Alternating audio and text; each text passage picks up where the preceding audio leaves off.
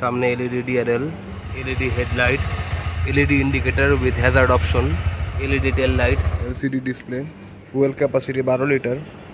সামনের tyre 110 section with single channel ABS. সে হচ্ছে 140 সেকশন টায়ার আর সিঙ্গেল ডিস্ক। সামনে শোয়ার ইউএসডি সাসপেনশন, সে অ্যাডজাস্টেবল মনোশক সাসপেনশন। এই বাইকে স্প্লিট সিট অপশন আছে।